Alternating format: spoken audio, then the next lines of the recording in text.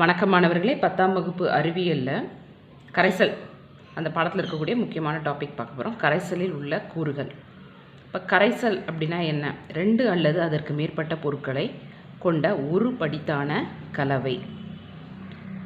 அந்த கலவையில் என்னெல்லாம் இருக்கும் அப்படின்னா, குறைந்த அளவு கொண்ட கரைபொருள், அதிக அளவுள்ள கரைப்பான்.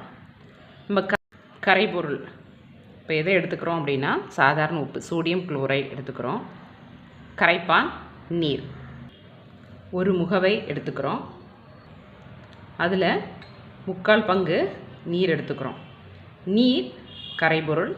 நீரில் தான் நிறைய பொருட்கள்லாம் கரையும். நீரில் கரையக்கூடிய பொருளை நீர் கரைசல் அப்படின்னு சொல்கிறோம். நீரில் கரையாமல் மற்ற பொருட்களில் கரையக்கூடியது கார்பன் டை ஆக்சைடு, ஈத்தர், ஆல்கஹாலில் கரையக்கூடியது நீரற்ற கரைசல் அப்படின்னு சொல்கிறோம். கரைபொருளான உப்பை எடுத்துக்கிறோம், குறைந்த அளவு. எப்பயுமே கரைபொருள் குறைந்த அளவு இருக்கும், அதிக அளவு உள்ளது கரைப்பான் சொல்கிறோம். கரைபொருளும் கரைப்பானும் சேர்ந்தது தான் கரைசல் அப்படின்னு சொல்கிறோம். ஒரு கரைப்பானில் கரைபொருளானது கரைவதை கரைதிறன் அப்படின்னு சொல்கிறோம். எவ்வளவு கரையும்?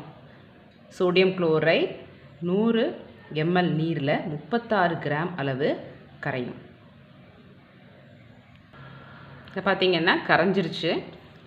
இந்த கரைசல் என்ன சொல்கிறோம்? தெவிட்டாத கரைசல். கரைசல் அப்படின்றது 2 அல்லது அதற்கு மேற்பட்ட பொருட்களை கொண்ட ஒரு படித்தான கலவை. ஒரு படித்தான அப்படின்னா இதில் சர்க்கரை அல்லது உப்பு கலந்துருக்கும். என்ன கலந்துருக்கும் அப்படின்றத தனியாக கண்டுபிடிக்க முடியாது, டேஸ்ட் மூலம் தான் கண்டுபிடிக்க முடியும். அது மாதிரி இருக்கக்கூடிய கரைசலை ஒரு படித்தான கலவை அப்படின்ட்டு சொல்கிறோம்.